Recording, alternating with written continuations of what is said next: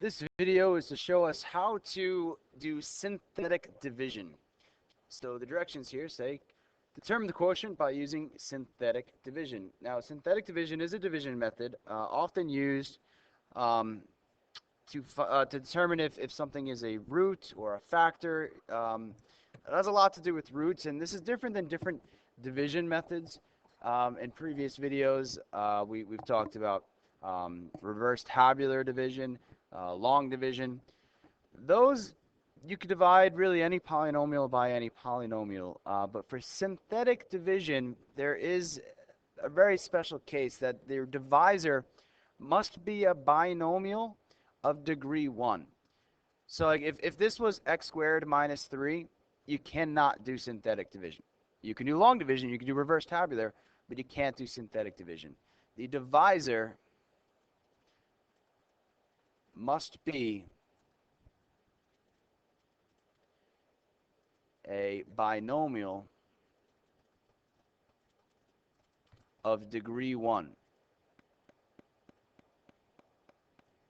Oh, lost an E there. Of degree 1. I'm actually going to write that a little bit neater. I don't like that. So let me rewrite the word degree. Of degree 1. I'm going to write the word 1 so it doesn't look like an L. The divisor must be a binomial of degree 1. Binomial means two terms, 1, 2. And degree 1 means your highest exponent must be a 1. And we know that this is raised to the first. It cannot be x squared, x cubed, or so on. So it has to be a binomial of degree 1 to do synthetic division. So not only that, when we do synthetic division, this is very different than long division and reverse tabular division. In fact, we don't even use variables. But before I get to that, the first thing you need to do is you need to turn your polynomial divisor into a synthetic divisor. A synthetic divisor. And the way you turn your polynomial divisor of x minus 3 into a synthetic divisor is you simply solve it. So take that divisor, set it equal to 0, and solve it. We end up with x equals 3. 3 is the synthetic divisor for x minus 3. If our divisor was 2x minus 1, or let's say 2x plus 1, I'd set it equal to 0. I would minus 1, and I'd divide by 2. And so negative 1/2 would be my synthetic divisor if my polynomial was 2x plus 1. So whatever you have on the bottom, your divisor, set it equal to 0 and solve for x. That's the synthetic divisor.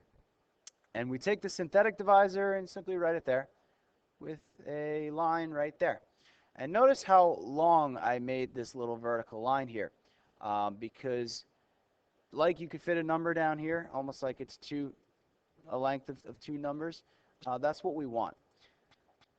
That's on the left. To the right, we are going to put the coefficients of the dividend.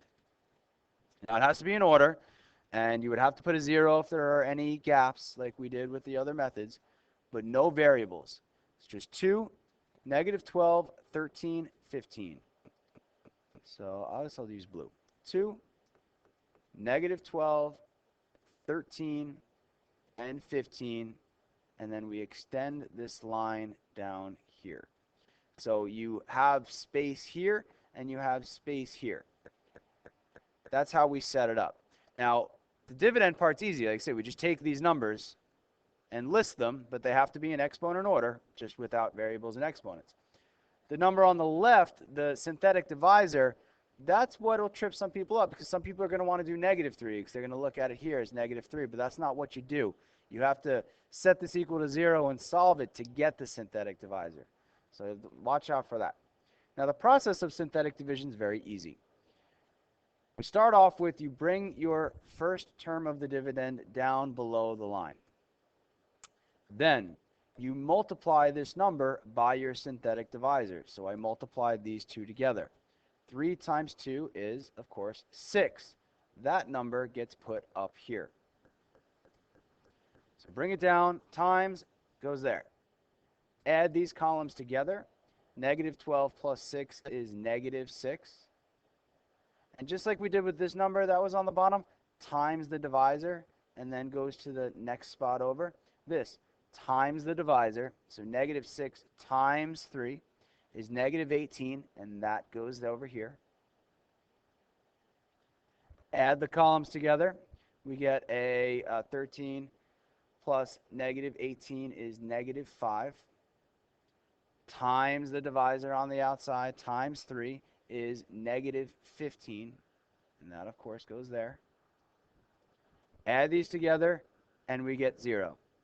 This 0 is different than the numbers in the front. This 0 is the remainder. And that remainder of 0 tells us that this is a factor. It is a 3. X minus 3 is a factor, and 3 is a root. But we'll get more into the conversation about the difference of factors and roots and zeros and stuff like that.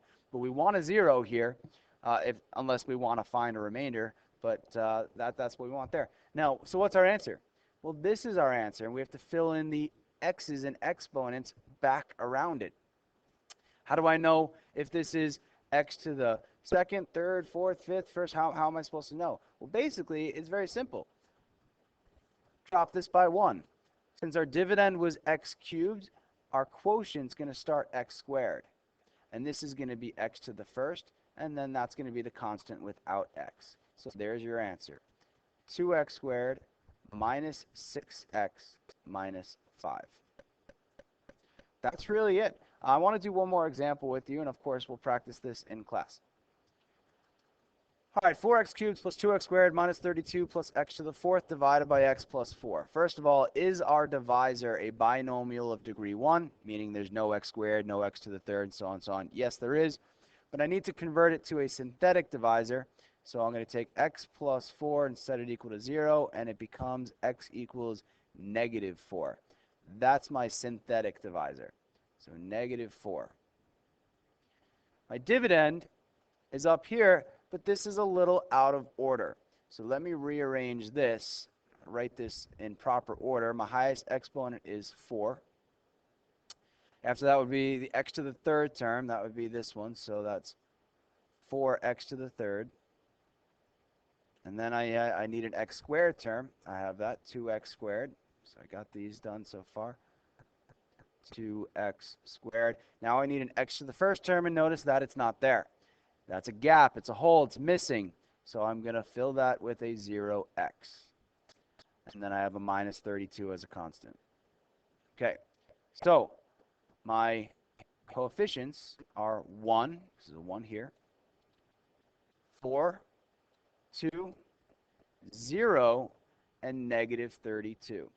And this really won't work well if you don't include that 0 in there. Because if you don't, then the model is going to think that it's negative 32x, not just negative 32. So you always look for those gaps and always rewrite it in proper order. All right. Simply bring down the first term. I mean, you're always adding these columns, right? Like we added these two to get this, we added these two to get this, we added these two to get this. Well, that's basically what you do with this first column. 1 plus nothing is 1. Times the outside is negative 4. Positive 4 and negative 4 add to 0. Times the outside is 0. 0 times anything is 0. 0 plus 2 is 2. Times the outside of negative 4 is negative 8. 0 plus negative 8 is negative 8. Times the outside times negative 4 is positive 32. And negative 32 plus 32 is 0, which is what we're hoping for.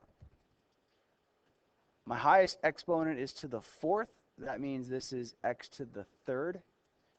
This would be x to the second, x to the first, and the constant without an x. So my answer I'm going to write as x cubed plus, I'm not going to write the 0x squared now in the final answer. You can, but it really doesn't do anything, so it's no point in having it there. So I'm going to skip it to 2x and minus 8. I mean, we keep these zeros in there because they're helpful for structure to solve the problem, but once the problem's solved, I no longer need them.